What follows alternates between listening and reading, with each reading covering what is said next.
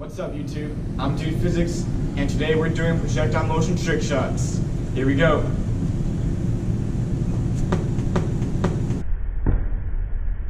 Impulse. My name is Will, and this is the drop shot 360 YY jump shot. Here we go.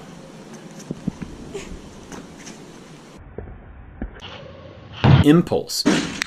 Yo! What did you just Yeah!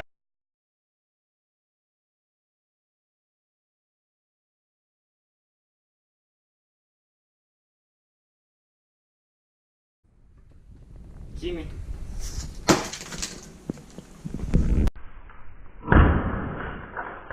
Impulse.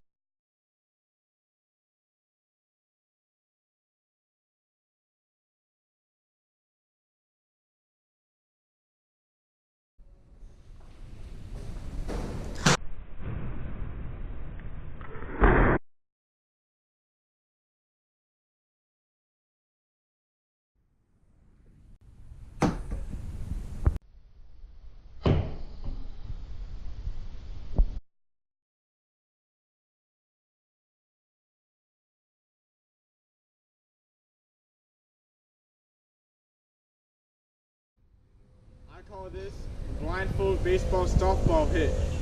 Here we go.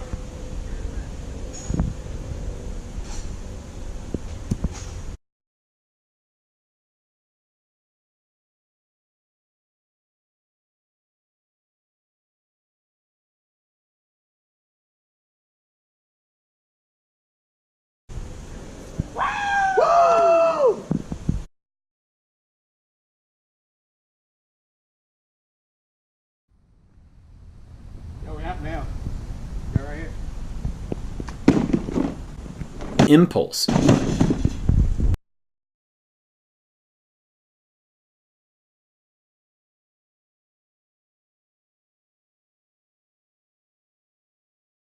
When I'm done with utensils, you gotta put them away.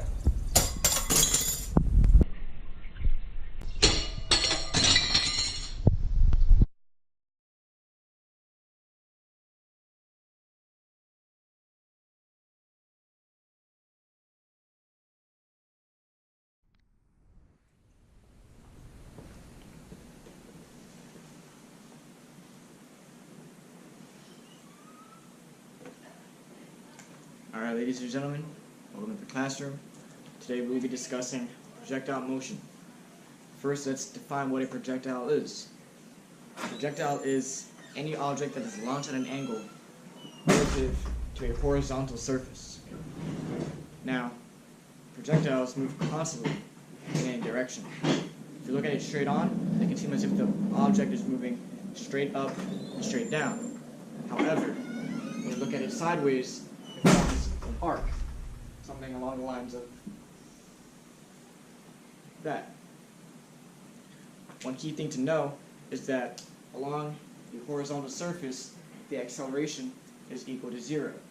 There is no acceleration. Vertically, the acceleration is equal to gravity, 9.8 meters per second squared.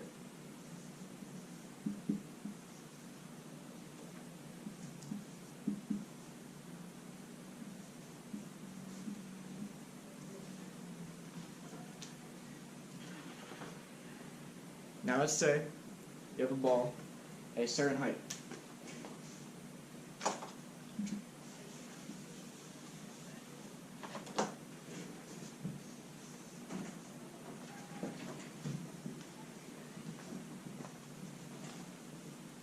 If that ball is launched from that same height at the same time that a ball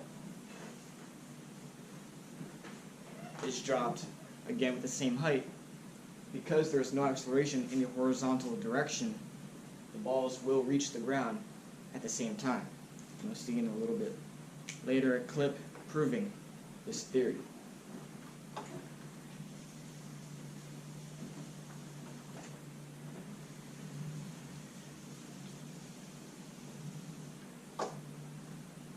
Now, there are some equations that go along with both the horizontal direction and the vertical direction with projectile motion. one of which is how to find the initial velocity in either way. To find the initial velocity along the horizontal direction, it is simply v naught times cosine theta.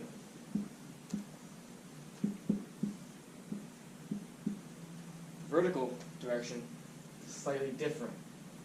V naught times sine theta.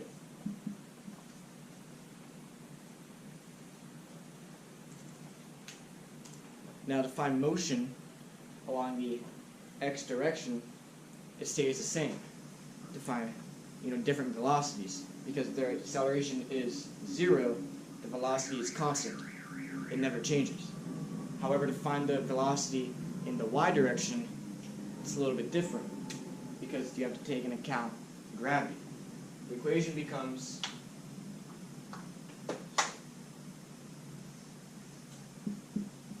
v naught sine theta plus negative g times time. Again, this has to take into account the acceleration going on.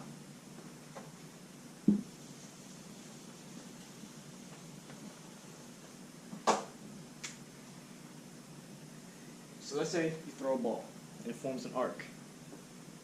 It is possible to find how far that ball, that projectile, travels in the horizontal direction. It is. And you find it using this equation. X equal to x naught plus v naught cosine theta times t.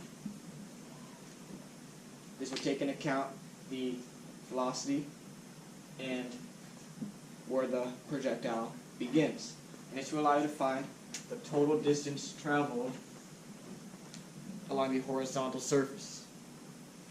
Because we have the total distance, this has to do with the y direction. So the equation would be y is equal to y naught plus v naught sine theta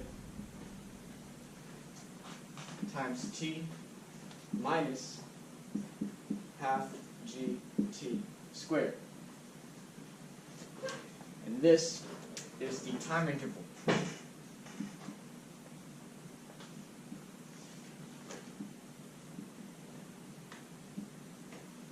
That the projectile is in motion.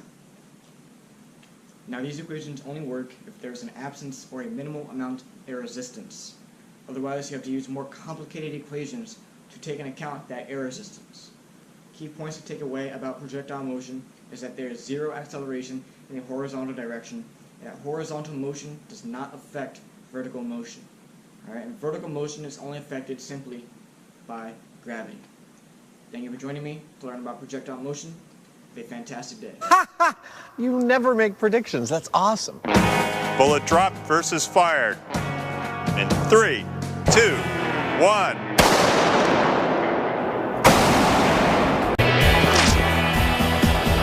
But from 360 feet away, the boys can't see exactly where the fired bullet landed. Let's go see where it hit.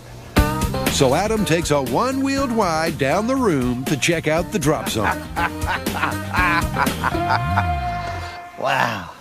And the results are simply ripping. Can't get much closer than that. Ugh. I can't wait to see the high speed. Adam analyzes the high speed and crunches the numbers. 3677 minus 3915 equals 238 divided by 6. Dude, the difference is 39.6 milliseconds. Which means it's less than the human eye can make out. What's up, YouTube? I'm Dude Physics, and today we're doing... Here we go.